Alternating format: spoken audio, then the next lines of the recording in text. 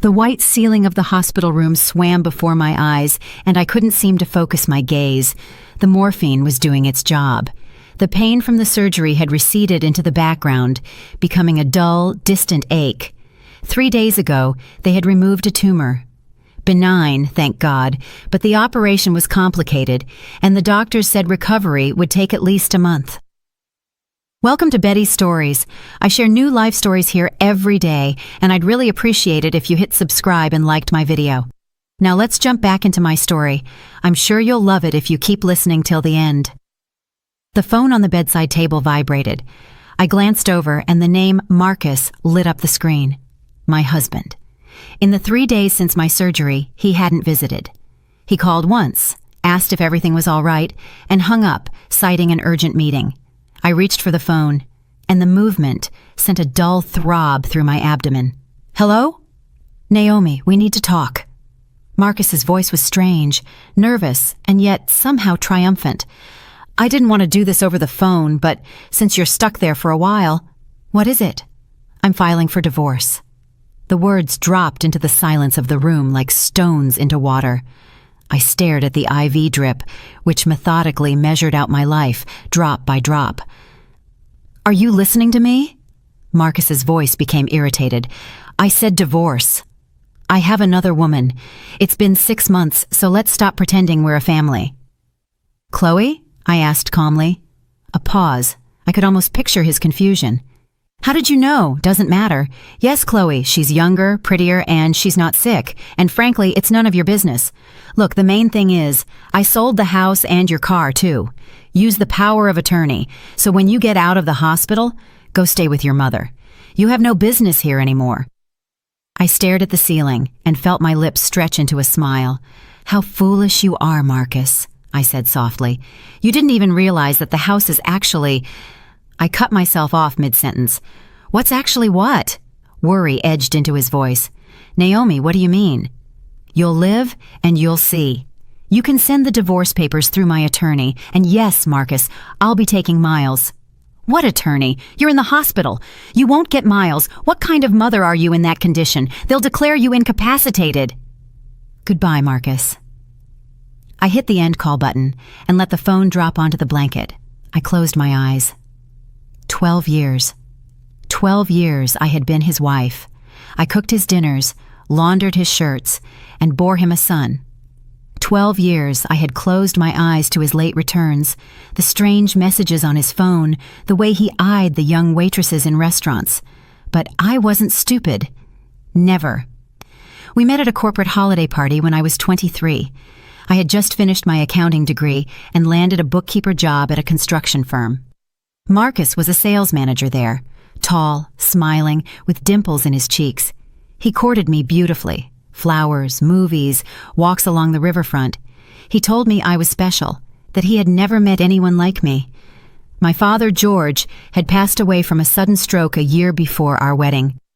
My mother, Joyce, was left alone in our house, a large 2-story home in a comfortable suburb of Atlanta that Dad had built himself. Well, not entirely himself. He was a general contractor and knew every builder in the city. The house was gorgeous, with a spacious back deck, a garden, and a 2-car garage. When Marcus and I decided to marry, Mom suggested we live with her. The house is big, there's room for everyone, Marcus agreed with enthusiasm. Even better, no mortgage payments. A year after the wedding, Mom suddenly decided to go live with her sister, Auntie Clara, in rural Georgia. Auntie Clara is sick, she explained. She can't manage alone. I'll stay with her for a bit. That bit stretched into years. Mom would visit 2 or 3 times a year, stay for a couple of weeks, and then leave again. Marcus and I were left alone in the house. Then Miles was born, and I was too busy with the baby to notice the obvious. And there was plenty to notice. Marcus started coming home later and later from work. He spoke of projects, clients, negotiations. I believed him. Then I started finding restaurant receipts in his shirt pockets, places we never went to together. The checks were for 2 people. I convinced myself they were business lunches. Then came the phone calls. He would step out onto the deck, talking quietly, sometimes with a peculiar laugh. When I asked who called, he would answer carelessly, "Oh, just someone from work." Then, 5 years ago, I saw a text on his phone. He had forgotten it in the kitchen when he went to shower. The screen lit up, and I involuntarily read, "Missing you, my sugar bear. Can't wait for tonight." The sender was Shayla. My heart plummeted into my stomach. I stood there, phone in hand, and felt my world crumbling. I wanted to scream, to hurl the phone against the wall, to storm into the bathroom and demand answers, but I did none of that. Instead, I put the phone back and sat at the kitchen table. I poured myself some iced tea and started thinking. Divorce, scandal, confrontation. Miles was 5 then. He adored his father.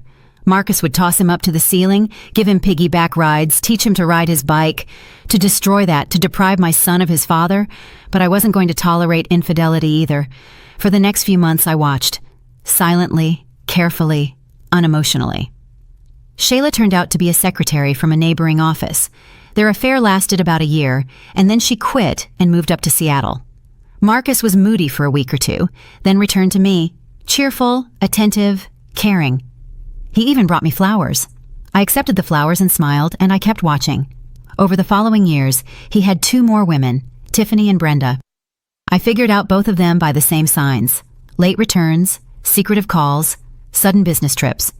I created a separate folder on my computer where I saved screenshots of his messages, copies of strange receipts, and notes on his movements. Why, I didn't entirely understand myself, but I just felt that someday it would be useful. Chloe appeared last year, young, 25, with red hair and enormous green eyes. She came to work at our company. Yes, by that time I was the chief financial officer, and Marcus had risen to commercial director. She was hired as the executive assistant. The CEO was delighted with her efficiency. Marcus was also delighted, but about other things. I saw how he looked at her during meetings, how he casually lingered by her desk, how he walked her to her car after work. Chloe would blush, giggle, and adjust her hair. 3 months later, I found a key card for a downtown hotel, the Grand View, in his jacket pocket. That's when I made my decision. No scandal, no divorce, just preparation. First, I called Mom. "Mom," I said, "do you remember you always said the house should stay in your name? That you shouldn't transfer it to me or Marcus?" "Of course I remember," Mom said cautiously. "Why? What happened?"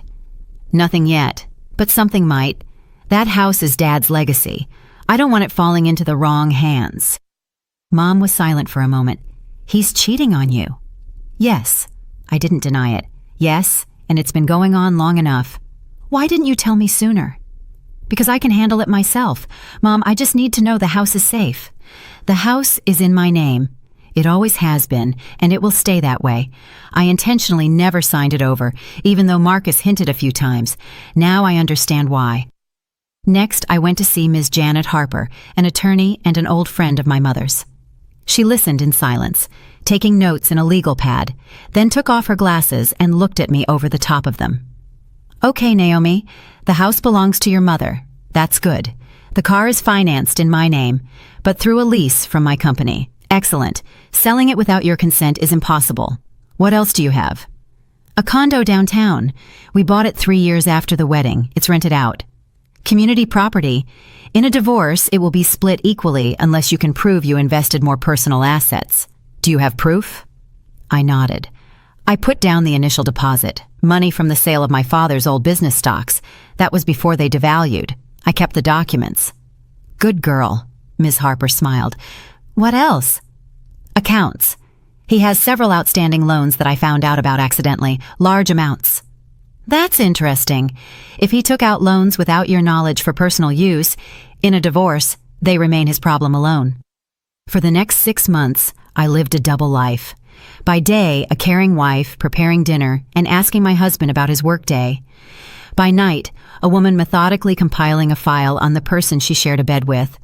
I made copies of all the documents for the house and the condo, photographed his loan agreements, which I found in a desk drawer. I recorded a few of his phone conversations with Chloe, not for court, but for myself, to remember who I was dealing with. I opened a separate account at a different bank and started saving money, small amounts that wouldn't attract attention, and I waited.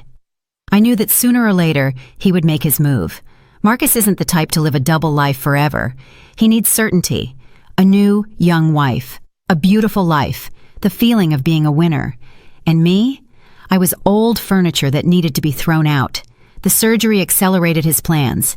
When I was rushed to the ER with a suspected appendicitis, which turned out to be a tumor requiring urgent surgical intervention, Marcus saw the perfect opportunity. A sick wife, incapacitated, helpless. He could take everything and play the victim. She was sick. I couldn't live like that anymore, you understand? Only, he didn't know I was ready. The day after his call, Mom walked into the hospital room. She had taken an overnight bus from rural Georgia as soon as she heard about the surgery. "Oh, honey." She hugged me gently, careful not to snag the IV, and for the first time in days, I allowed myself to cry. Not from pain, not from resentment, but from relief. There was a person by my side I could trust.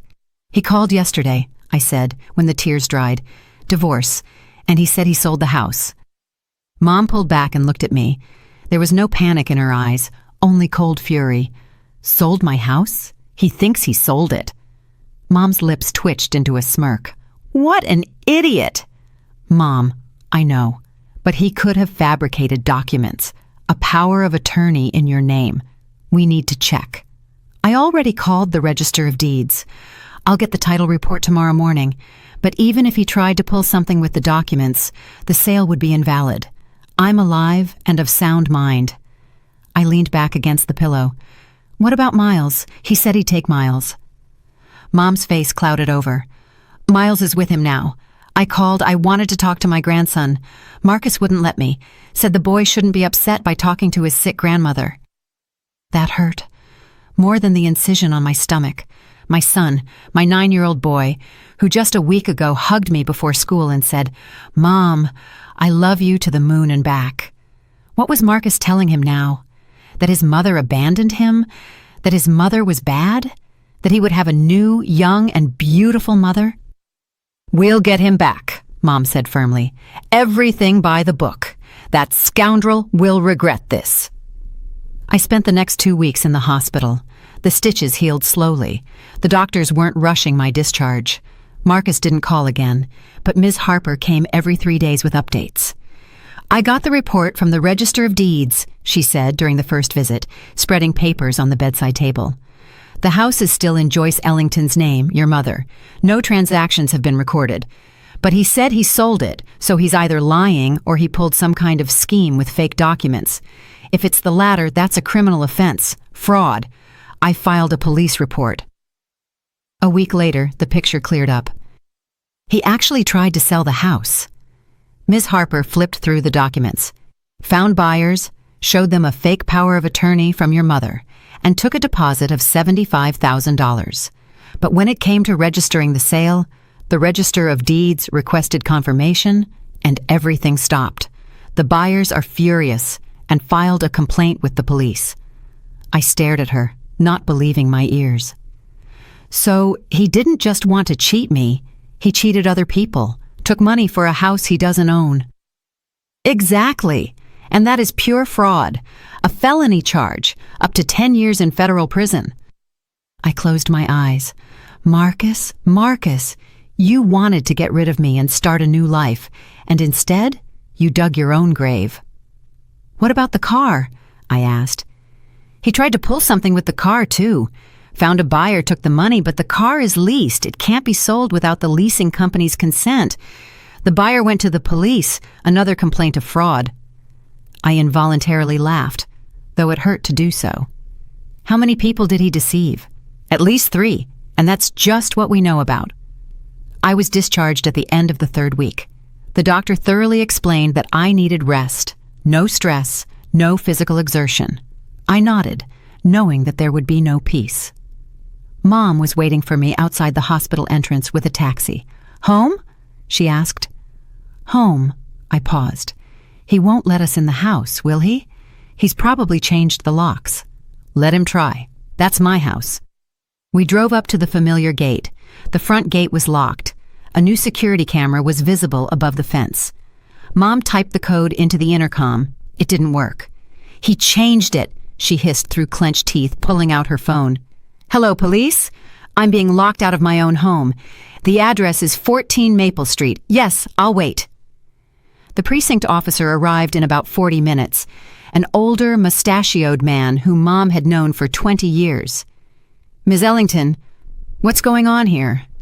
"My son-in-law decided he owns the place, Officer Miller. Changed the locks, changed the code, and this is my house." Officer Miller sighed and pulled out his radio. "Let's sort this out." Marcus wasn't home, but Chloe was, disheveled in a housecoat, clearly not expecting visitors. When the officer explained the situation to her, she paled and retreated into the house. I stood on the threshold of my mother's own house and looked at the woman who intended to take my place. Red hair, green eyes, a frightened little face. Just a girl. "Marcus lied to you," I said calmly. "I'm alive. This is my mother's house, and you need to come out and pack your things." Chloe burst into tears right there in the entryway. Through her sobs, I made out something about love, promises, and how she honestly didn't know. I almost felt sorry for her. Almost. "Where is my son?" I asked. "At school," Chloe sniffled. "Marcus dropped him off this morning." I looked at the clock. Noon. School ends in an hour. "Mom, you stay here with Officer Miller. Make sure this guest only takes her own things. I'm going to get Miles." I took a taxi to the school, arriving 15 minutes before dismissal. I stood by the gate, looking at the familiar building where 3 years ago I first led my kindergartner by the hand. How scared he was then, clinging to my hand, not wanting to let go. And I told him, "Miles, Mommy will always be near. No matter what happens, Mommy will come." The bell rang, and the schoolyard filled with children. I saw Miles right away. He was walking with 2 other boys, talking animatedly. My son seemed to have grown in the weeks I was in the hospital, or perhaps it only seemed that way. "Miles?" He turned at my voice. His expression changed, first joy, then confusion, then something resembling fear. "Mommy?" I wanted to hug him, but he took a step back. "Dad said you weren't allowed to get stressed, that you're very sick, and you're better off resting in a special place." My heart constricted with a different, non-physical pain. "Miles, I'm all better. They discharged me from the hospital. I came for you." "But Dad said, the boy lowered his eyes, "that you won't live with us anymore, and that I'm going to have a new family, and that it's better for everyone." I crouched down in front of him, ignoring the pain in my abdomen. "Miles, look at me. I'm your mother. I'm not going anywhere, no matter what your father said. I love you more than anything in the world, and I will never abandon you. Do you understand?" He looked at me distrustfully from under his brow. "But Dad said you left us, that you wanted to run away with some other man." I felt a cold, heavy rage building inside me. Marcus lied about me to his own son. He lied to turn him against me. "That's not true," I said firmly. "I was in the hospital. I had surgery. I couldn't come home because I was very weak, but I thought about you every single day and wanted to get better as quickly as possible." Miles was silent. I could see the conflict in his eyes, his father's words versus his mother's. "Mom," he finally decided, "is it true that we're going to live separately now? You and Dad?" "Yes, honey, that's true, but that doesn't mean I'm abandoning you. You will live with me. And Dad? Dad will live separately." Miles nodded, processing the information. Then he suddenly stepped forward and hugged me fiercely, desperately like a child. "I missed you, Mom." I squeezed him tight, feeling my eyes water. "Me too, sweetie. I missed you so much." We went back home to my mother's house, which was now my refuge. Chloe was gone. The officer had made sure she only took her own things. Mom was bustling in the kitchen, reheating burgers she had bought on the way. "Grandma!" Miles rushed to her. "Miles, my sweet boy." They hugged, and for a moment, I felt like everything would be okay, that we would manage, that together we were stronger than any lies or betrayal. But I knew this was only the beginning. That evening, Marcus called. His voice was completely different, no longer triumphant, but scared. "Naomi, what are you doing? You kidnapped Miles. I'm going to call the police." "Call them," I replied calmly. "And while you're at it, explain to them why you forged a power of attorney for my mother's house and took money for property that doesn't belong to you." Silence. How do you know? Who told you? The buyers you defrauded, the police, the register of deeds. Marcus, you buried yourself. I'm just watching. Naomi, listen, we can make a deal. I needed the money. I was deep in debt. I was being threatened. You don't understand the situation I'm in. I understand perfectly. And you will understand soon, too. See you in court. I hung up and turned off the phone. Mom came into the room looking at me intently. He called? Yes, asked to make a deal. And what did you say? I smiled. What I had to say. The war is just beginning, Mom, but I'm ready for it. Mom sat down next to me and took my hand. Naomi, she said seriously, there's something I want to tell you. I've wanted to for a long time, but I couldn't bring myself to. What is it? Remember I insisted the house stay in my name, that you shouldn't sign it over after the wedding? Of course. You said it was Dad's legacy and should remain in the family. Mom nodded. That's true. But there was another reason. She paused, gathering her thoughts. Marcus came to me a year after the wedding, asking me to sign the house over to both of you, said it was the right thing to do, that a young family needed security for the future. He never told me that. I know, because I refused him. And do you know what he told me then? I shook my head. He said, Joyce, you know you won't live forever. Sooner or later, this house will still go to Naomi, which means it will go to me. And he smiled so proprietorially. That's when I understood everything. I looked at Mom, feeling a coldness rise inside me. Why didn't you tell me? Because you were happy, or you thought you were. Miles had just been born. I didn't want to ruin your family with guesses and suspicions, but I kept the house in my name just in case. And as you can see, it wasn't for nothing. I hugged her tightly, grateful. Thank you, Mom. Nothing to thank me for, honey. We're family, and family needs to protect each other. It was getting dark outside.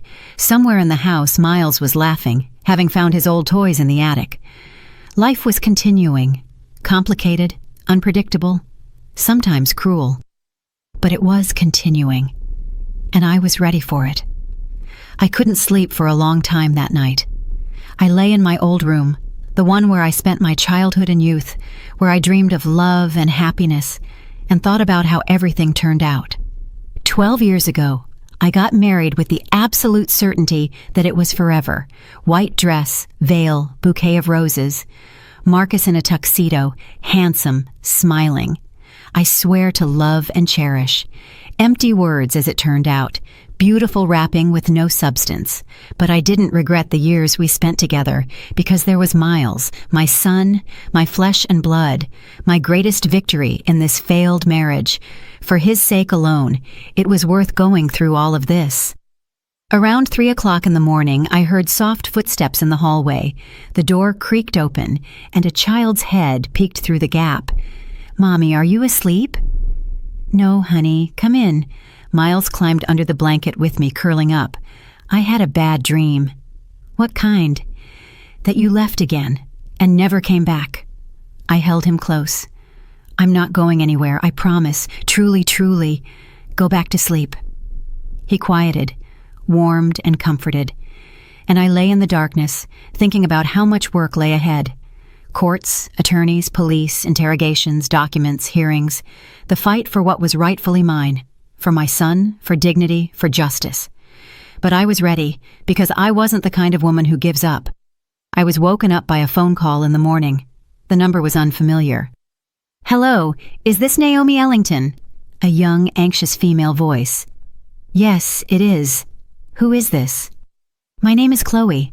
We met yesterday. I sat up in bed, automatically smoothing my hair as if she could see me. And what do you want? I need to talk to you, please. It's important. There was something so desperate, so broken in her voice. I considered it. Was this girl my rival, my enemy, or another victim of Marcus's manipulations? All right, I finally said. Come over. You know the address. Chloe arrived an hour later, no makeup, eyes red from crying. She looked like a child. Mom showed her into the living room and pointedly remained in the doorway. She had no intention of leaving me alone with this woman. I came to apologize, Chloe started immediately, not meeting my eyes. And to tell you the truth, I'm listening. Marcus told me you had separated, that you had left him for another man, abandoned your son, and that he was an unlucky single father trying to rebuild his life. I believed him. I loved him. She paused, crumpling a tissue in her hands. Then I found out you were in the hospital. I accidentally overheard a phone call. He was talking to some man, a creditor, I think. He said that everything would be sorted out soon, that his wife was sick, and that he would take the house and the money. Mom snorted in the doorway. And you kept quiet? I didn't know what to do. I thought maybe it was a misunderstanding. Maybe he was just worried about his debts. Chloe looked up at me, her large green eyes filled with tears. But yesterday when the police came, when you came back, I realized he had been lying to me the whole time, just like he was lying to you. I looked at her, trying to sort out my feelings. Anger, yes, was there. Resentment, too. But strangely, what I felt most strongly was tired sympathy. This girl wasn't an enemy. She was just another pawn in Marcus's game, just as I had been once. What do you want from me? I asked directly. I want to help. I know some things that might be useful to you. What exactly? Chloe took out her phone. Recordings, Marcus's conversations. He didn't know I sometimes listened in. I was scared. I wanted to understand what was going on. For the last 2 months, he was constantly calling someone, nervous, shouting. She offered me the phone, but I shook my head.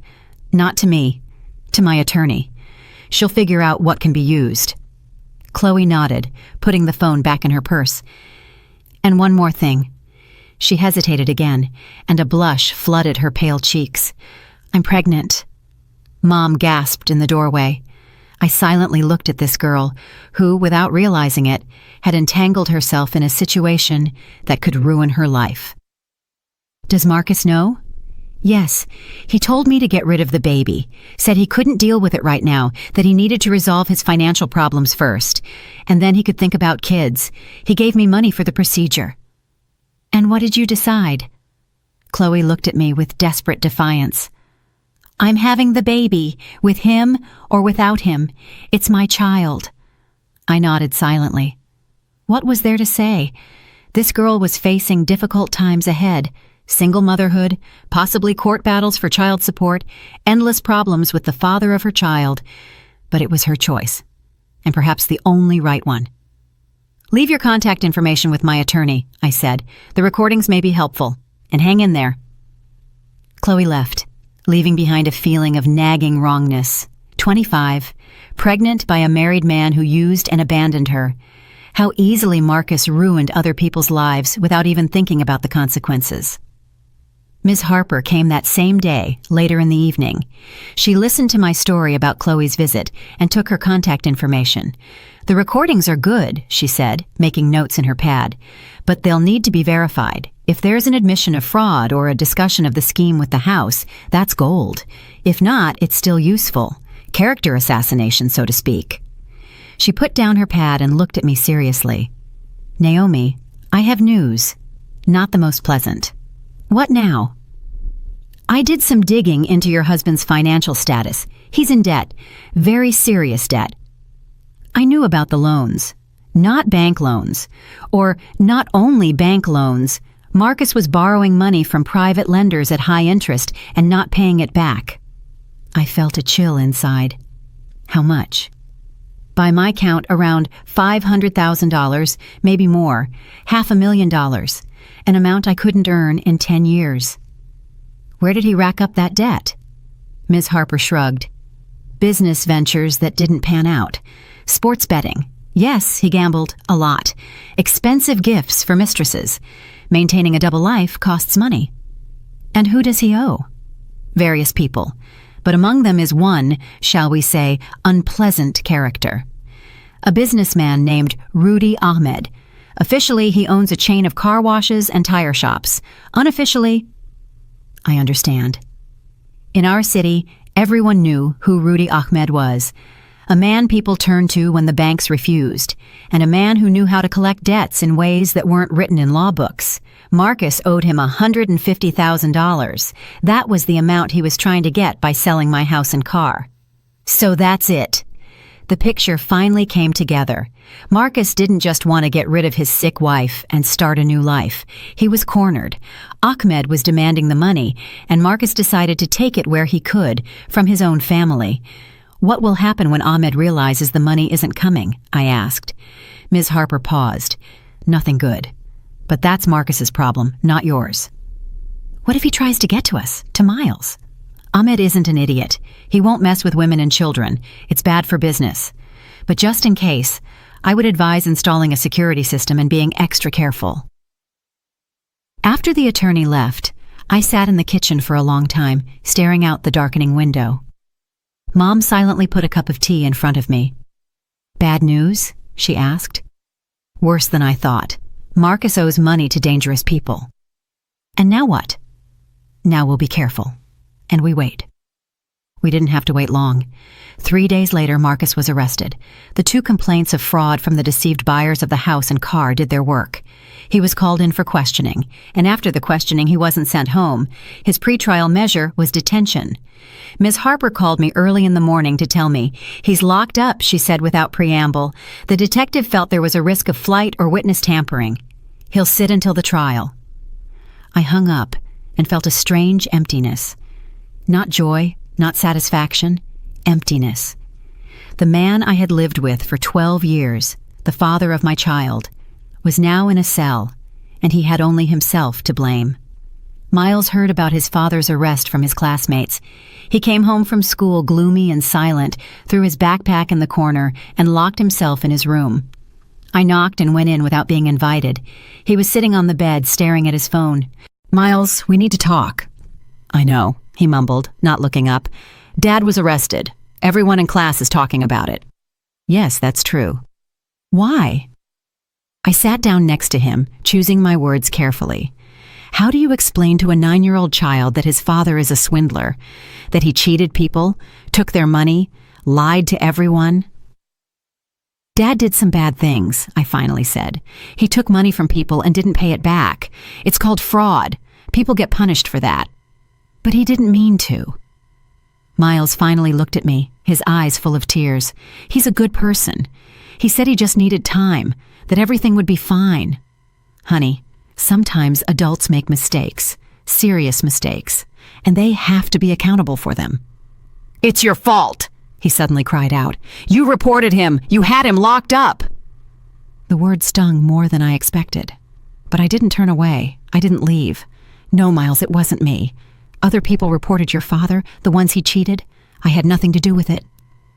That's not true. Dad said you want to destroy him, that you're mean and greedy.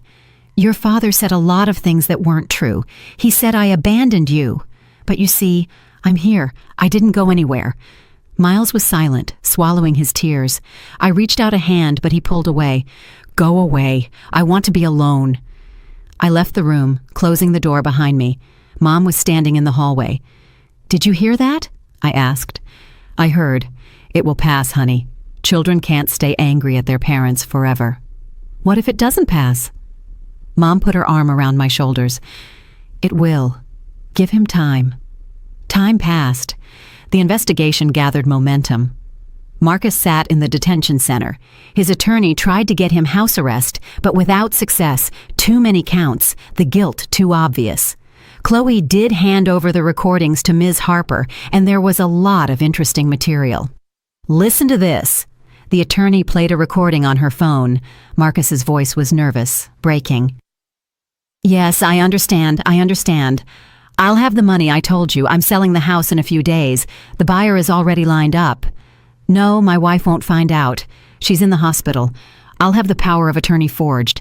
I know a guy at the title company. Another voice, low and calm. Marcus, you've been promising for 3 months. Rudy Ahmed is getting nervous. And when he gets nervous, everyone suffers. You understand, right? I understand. I understand everything. A week, 2 weeks maximum. The recording cut off. That's an admission of intent to commit fraud. Ms. Harper said.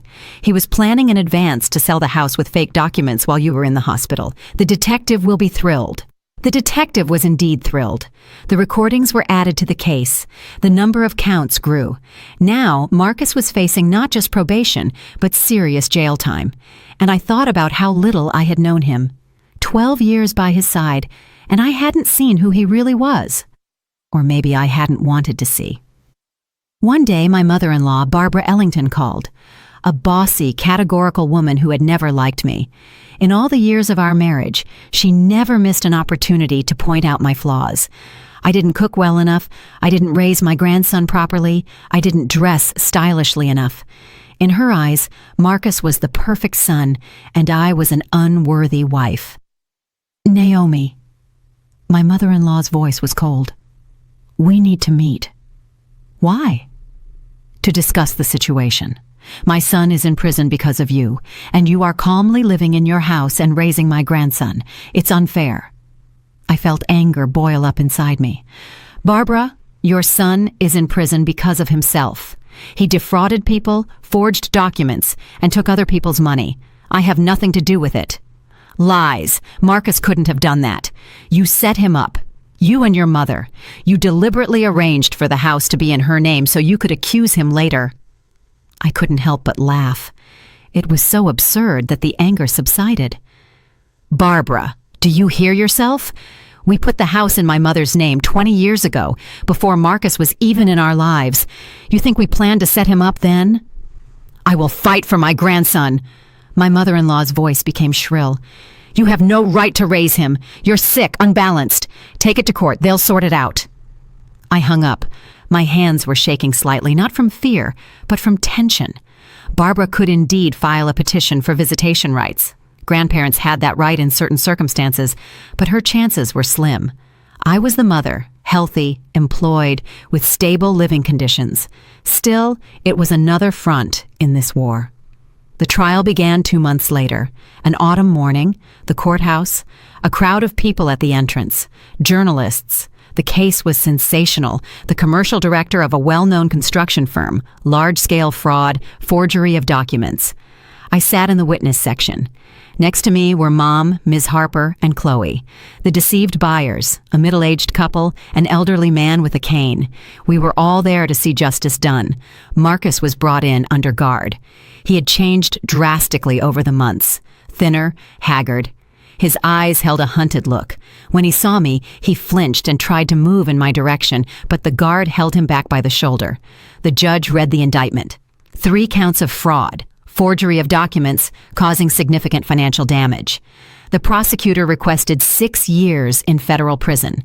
Marcus's attorney tried to soften the picture, talking about difficult life circumstances, debt, and pressure from creditors. He asked the court to consider that the defendant had no prior convictions, had a minor child, and repented for his actions. Then the victims were given the floor. The couple told how they had saved for 10 years to buy a house, how they had trusted the charming seller, and how they were left without $75,000.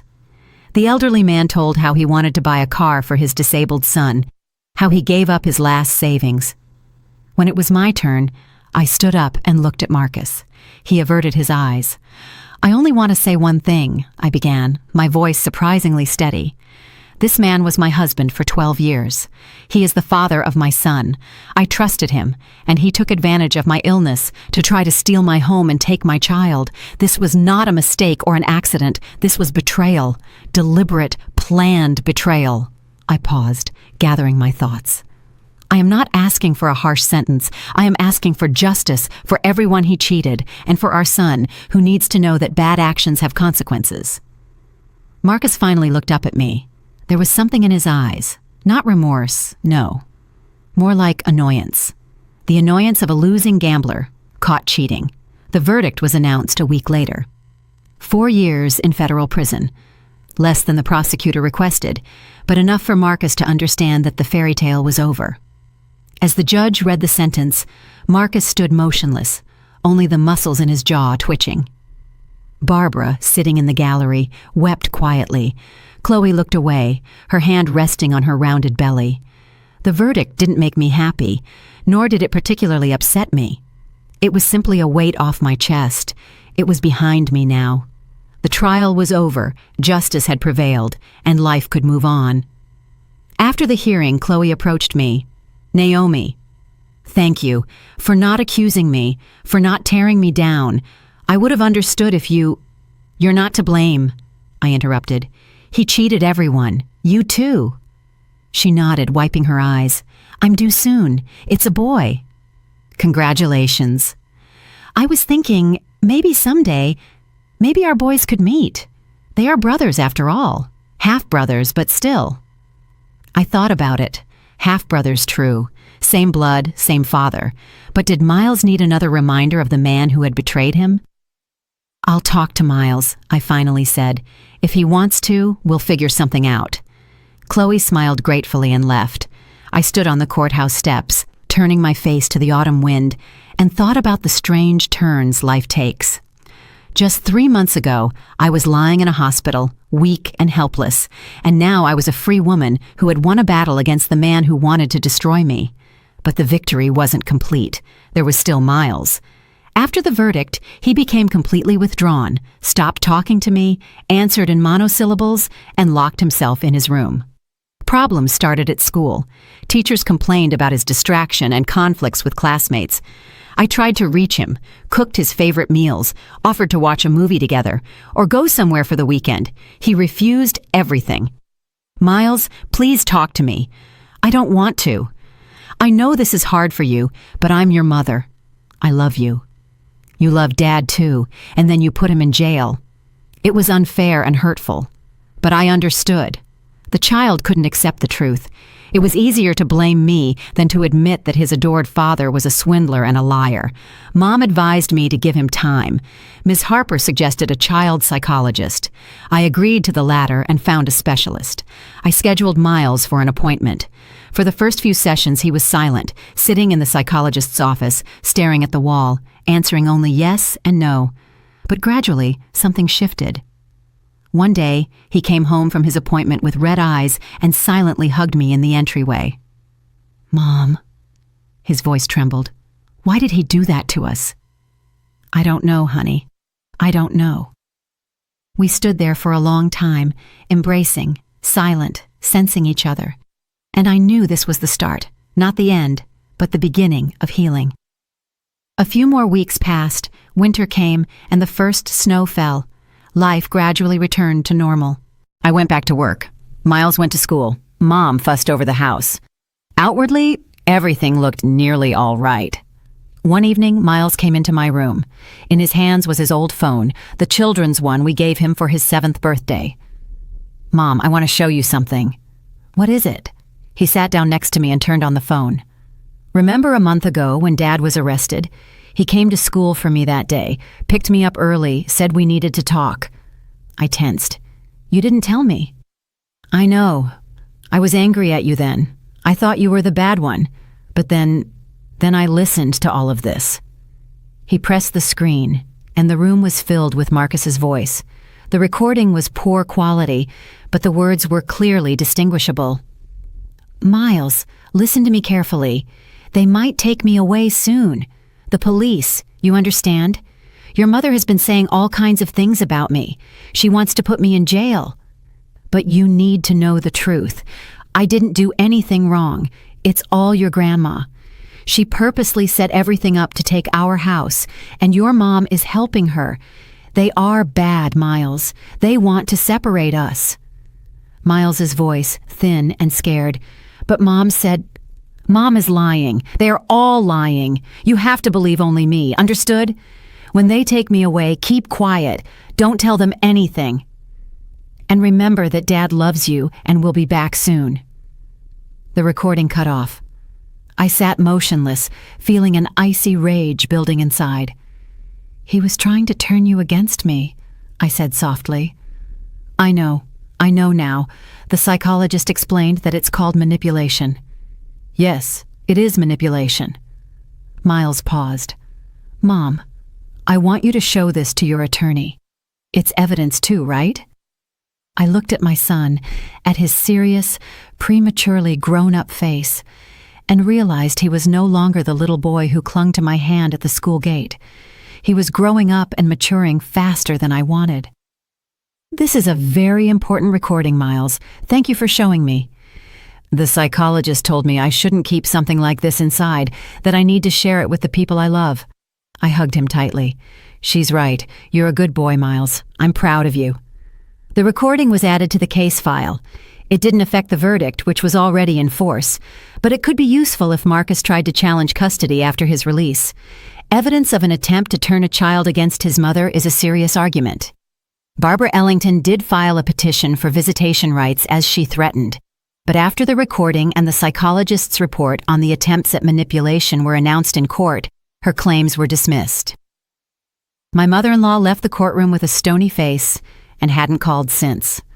Life continued. Slowly, difficultly, but it continued. Miles started doing better in school. He made friends, normal kids from a parallel class. He joined the swim team, and every Tuesday and Thursday, I drove him to the pool. On the way, we talked about school, movies, and life. He no longer withdrew or ran away to his room. Something inside him had begun to thaw. One day, as we were driving back from practice, he asked, "Mom, will you ever forgive Dad?" I paused, thinking about the answer. "I don't know, honey. Forgiving doesn't mean forgetting, and it doesn't mean pretending nothing happened. What does it mean then? It means stopping the anger, stopping thinking about the bad things. Letting go." "Are you still angry?" "Sometimes, but less and less." Miles nodded, looking out the window at the passing streetlights. "I'm going to try to let go too," he said quietly. "The psychologist says it's the right thing to do." I reached out and stroked his head. "We'll get through this, Miles. Together." Winter was ending. The sun was shining brighter. The snow was melting, revealing the grass from last year. I looked out the window and thought that spring was coming soon. A new spring, a new life. I was promoted at work. Now, I was the financial director. More responsibility, more money, more opportunities. Colleagues greeted me respectfully in the hallways. The CEO invited me to meetings on strategic issues. I was needed and in demand. Mom decided to stay with us permanently. She sold her share of Auntie Clara's house in rural Georgia and invested the money in renovating our home. Now we had a new roof, a refreshed facade, and a rebuilt deck, which we enclosed and turned into a sunroom. Chloe had her baby, a boy she named Art. Sometimes she would send me pictures. I don't know why. Maybe she was looking for some connection, some confirmation that we were still part of the same story. I replied politely but kept my distance. Maybe later, when the children grew up. But now it was too soon. And then March came, and David walked into my life. David appeared in my life by chance, as all truly important people do. We bumped into each other at the community clinic, where I had gone for a follow-up appointment after my surgery. He was leaving the surgeon's office. I was going in. We collided in the doorway. He held my elbow to keep me from falling. "Excuse me," he said with a smile. "I was lost in thought." "It's nothing." A simple encounter that should have been forgotten in a minute, but it wasn't, because an hour later, when I came out of the office, he was sitting in the hallway reading a magazine. He saw me and stood up. "You again?" "Me again." I couldn't help but smile. "David," he offered his hand. "Naomi." That's how our acquaintance began. Then there was coffee in the hospital cafeteria. It turned out he worked there as a family practice doctor, just consulting with a colleague about a complex case. Then came exchanging phone numbers, calls in the evenings, and meetings at cafes on weekends. David was 42, divorced. His daughter, a college student, lived with his ex-wife in another city.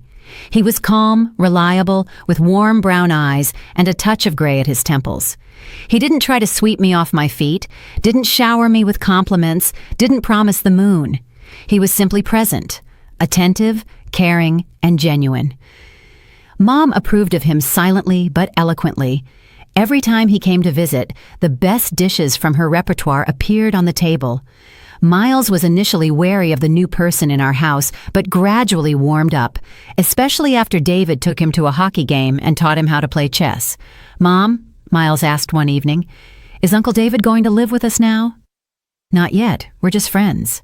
"And later?" "I don't know, honey. Time will tell." I really didn't know. After everything that happened with Marcus, I was afraid to trust a man again, afraid to make a mistake, afraid the story would repeat itself. David understood this and didn't rush me. He waited. His patience spoke louder than any words. Spring was gaining strength. The trees in the garden were covered in buds.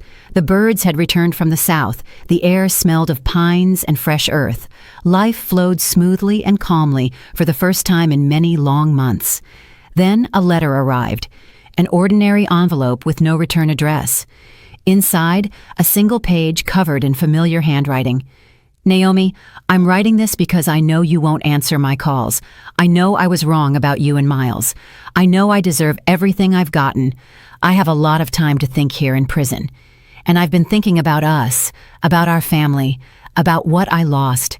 I've changed, Naomi. Truly changed. When I get out, I want to ask for your forgiveness. Personally, looking you in the eyes, I don't expect you to forgive me, but listen to me, for Miles' sake at least. Marcus." I read the lines and felt nothing. No anger, no pity, no hope, just emptiness. The words of a man who realized too late what he had done. "What is it?" Mom looked over my shoulder. "From Marcus." She read the letter and snorted contemptuously. "He's changed, all right. A wolf in sheep's clothing." "Mom, what? You're not going to forgive him, are you?" "No, but I don't want to hate him anymore either. I'm tired." Mom paused, then hugged me. "You're right, honey. Hatred takes too much energy. Let him live his life, and we'll live ours." I put the letter in a desk drawer.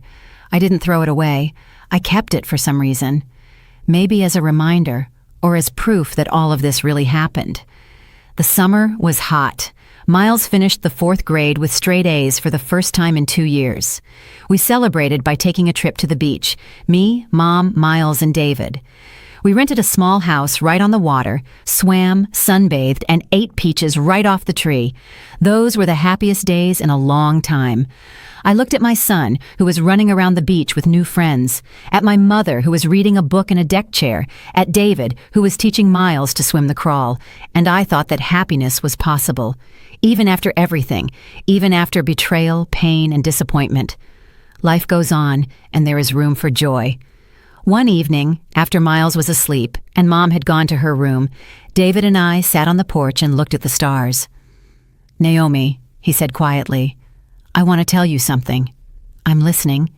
I understand that you're scared. After everything that happened, you're afraid to trust again, to open up again. I'm not rushing you, but I want you to know I'm not going anywhere. I'll be here for as long as you need me."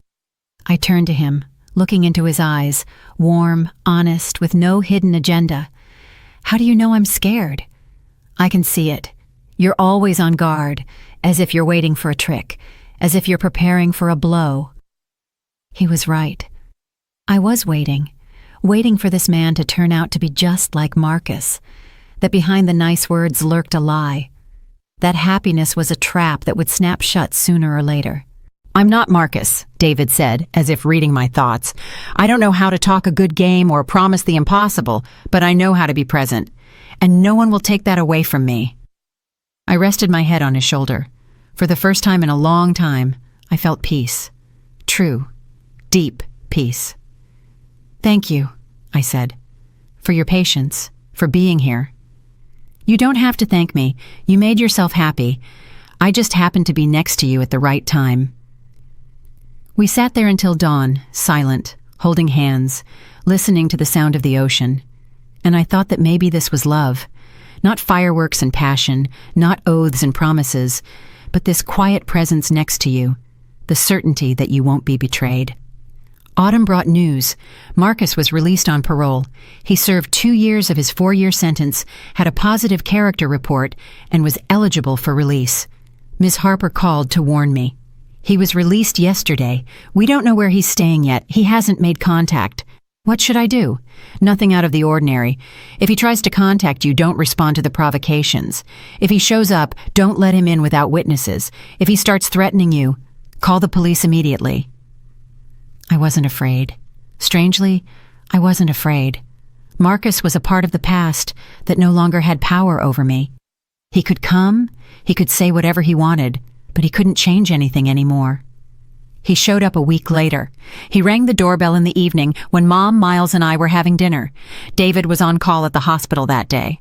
I looked through the peephole and saw him, older, haggard, with a faded look in his eyes. Not the confident, smiling man I had once married. "Who is it?" Mom asked. "Marcus." She frowned and got up from the table. "Don't open it." "Mom, wait." I turned to Miles. He sat motionless, gripping his fork. "Honey, your father is here.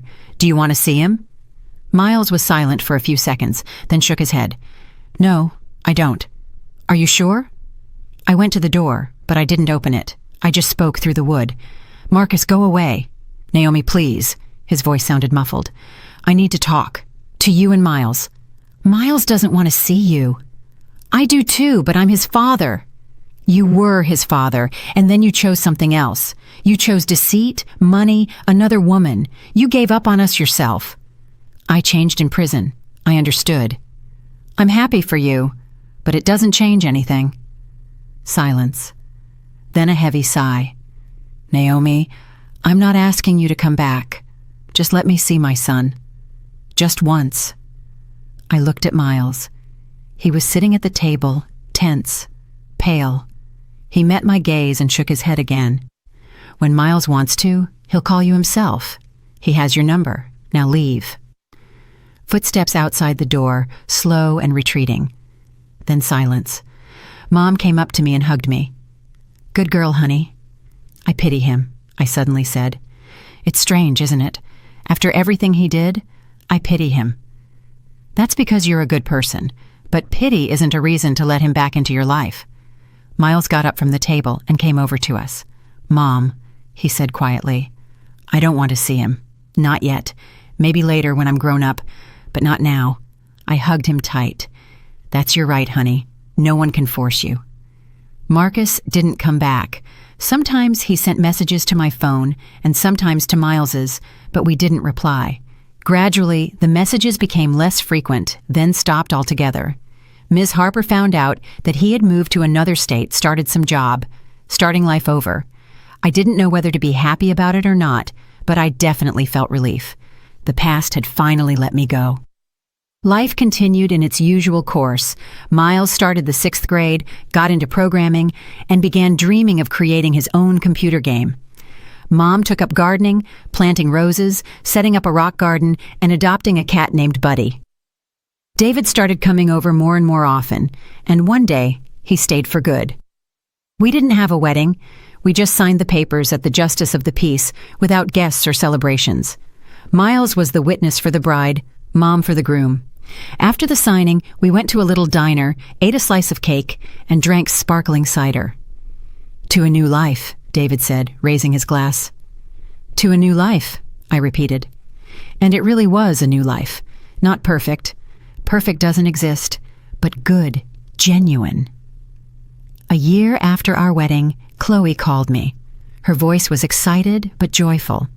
"Naomi, hi, I wanted to tell you, Art just turned 1 and took his first steps." "Congratulations," I said sincerely. "Thank you. And I'm getting married, to a good man. He knows everything about Art, about Marcus, and he accepts us anyway." "I'm happy for you, Chloe." "Naomi, I wanted to ask, maybe someday, Art and Miles could meet. They are brothers after all." I thought about it. Half-brothers. That was true. Same blood, same father. But did Miles need another reminder of the man who had betrayed him? "I'll talk to Miles," I finally said. "If he wants to, we'll figure something out." That evening I asked my son. He was silent for a long time, then said, "Art isn't to blame for having a father like that, and I'm not to blame either. Maybe we could meet sometime, just not right now. I need a little more time." "Okay, honey. However much time you need, you'll have." 6 months later, Miles asked to organize the meeting himself. We went to visit Chloe. She now lived in a small apartment on the outskirts of the city with her husband and little Art. The boys liked each other right away. Art was still very small, 18 months, funny, chubby, with red curls like his mother's. Miles played with him all evening, showing him toys, building towers out of blocks, and driving toy cars. As we were leaving, Miles said thoughtfully, "Mom, Art looks like Dad, the young version." "I saw pictures." "Yes," I agreed. "He looks like him. But he won't be like Dad because his mother is good, and his new father is good too. I saw the way they look at him." I stroked my son's head. "You've grown up so much, Miles." "I'm 11, Mom. That's a lot." "It is a lot," I smiled. Several more years passed. Miles grew up, turning into a tall, serious teenager. He graduated high school with honors and was accepted into a prestigious technical university for computer science. David helped him with math. I helped with English. Mom was proud of her grandson to tears. One autumn evening, I stood by the window of my house, the one Dad built himself, the one Mom saved for me, the one Marcus tried to steal. I looked at the garden, where the last asters were fading, at the sky, overcast with clouds, and at Miles, who was talking on the phone in the yard with some girl. David came up behind me and put his arms around my shoulders. "What are you thinking about?" "About how everything worked out. And how does it feel?" I paused, choosing my words. "You know, a few years ago, I thought my life was over, that I was betrayed, cheated, trampled on, that I would never recover. And now I realize that wasn't the end. It was the beginning. It's as if the old life had to collapse so a new one could emerge. A better one." David kissed the top of my head. "You're a strong woman, Naomi." "I'm not strong, I just didn't give up." Outside the window, Miles finished his conversation, put away his phone, and smiled at something of his own. Young, handsome, full of hope, his whole life ahead of him. Mom came out onto the porch and called us for dinner. An ordinary evening, an ordinary family, nothing special, and that was the special charm of it. I recently had a strange dream. I was lying in the hospital room again, staring at the white ceiling, and the phone rang again. But when I answered, there was silence on the other end. No words, no threats, no betrayal, just silence. I woke up with a feeling of calm. The past no longer had power over me. The wounds had healed, leaving only faint scars. I learned to live with them, and to live well. Marcus is somewhere far away in another state, living another life. Sometimes he messages Miles, rarely, once or twice a year. Miles replies even less often. They agreed to meet when Miles turns 18. Maybe they will meet, maybe not. That's their story now, their relationship. I don't interfere. Chloe is happily married, raising Art and another daughter who was born 2 years ago. Art knows he has an older brother and dreams of getting to know him better. Miles promised to teach him programming when he gets older.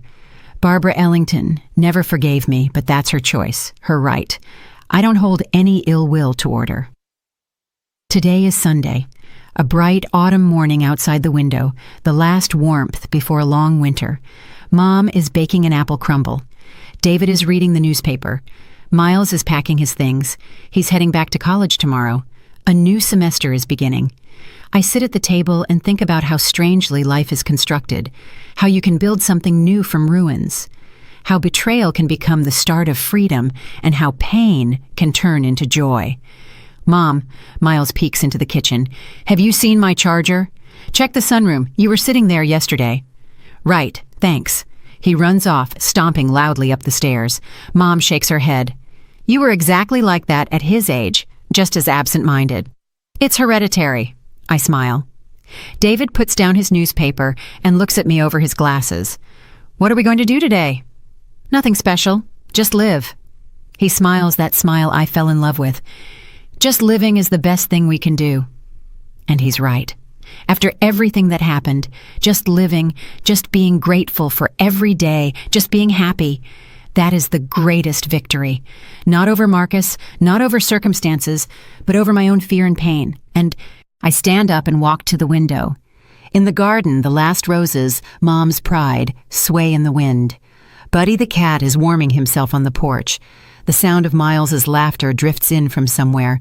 He found the charger and is video calling someone. An ordinary morning, an ordinary life. My life, and it is wonderful.